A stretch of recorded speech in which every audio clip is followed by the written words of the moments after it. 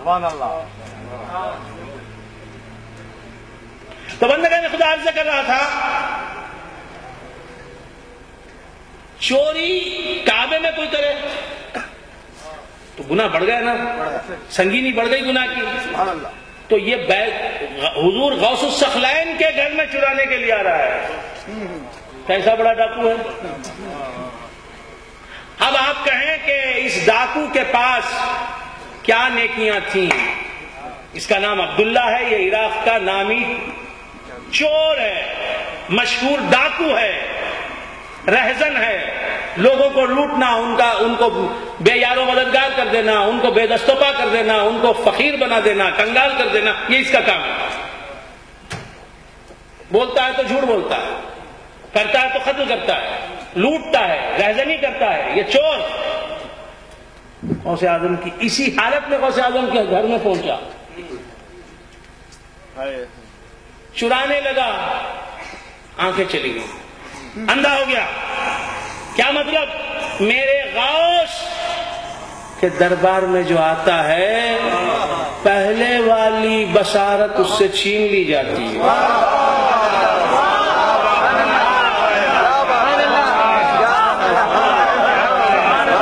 پیر کامل کے دربار میں جو آتا ہے دنیا کو دیکھنے والی نظر اس سے سلب ہو جاتی ہے.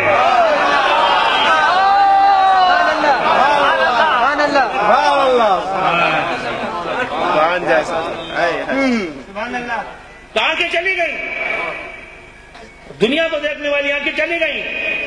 اب رونے لگا کہ آیا تھا چرانے کا. اب بھی غم دین کا نہیں ہے، آنکھیں جانے کا غم ہے.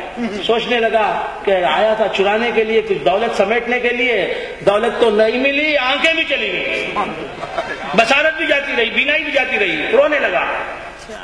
اتفاق سے چور ہے، ڈاکو ہے، خزاق ہے، لٹیرا ہے، گناہگار ہے، بدماش ہے، مگر مجھ سے زیادہ خوش قسمت ہے. ادھر سے غوث اعظم آ رہے ہیں وضو کے لیے. اندھیرا ہے، رات کی تاریکی ہے، پچھلا پہر ہے، یہ رو رہا ہے. کہا کون ہو تم، رو کیوں رہے ہو؟ ہمارے یہاں کوئی رویا نہیں کرتا.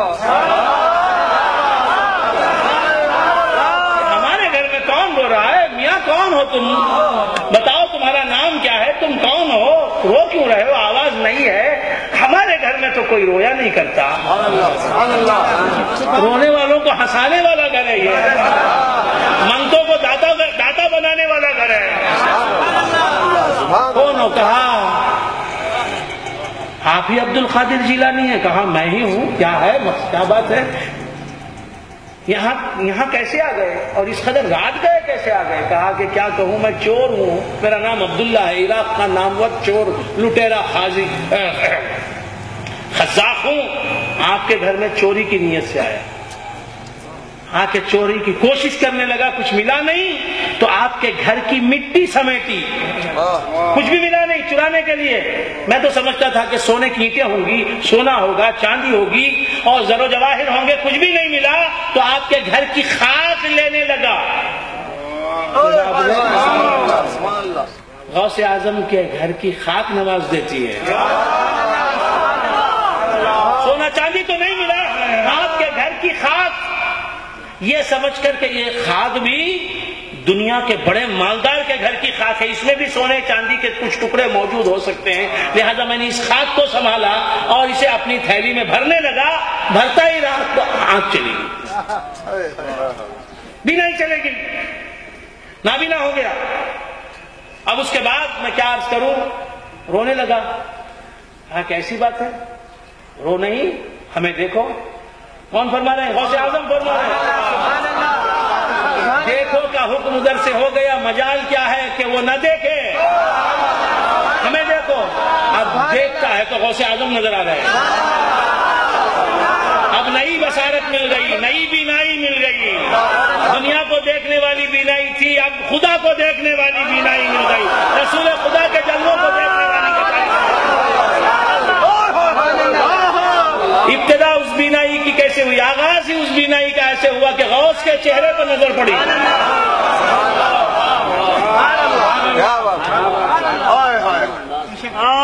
گھبرا نہیں کہ کیا چاہتے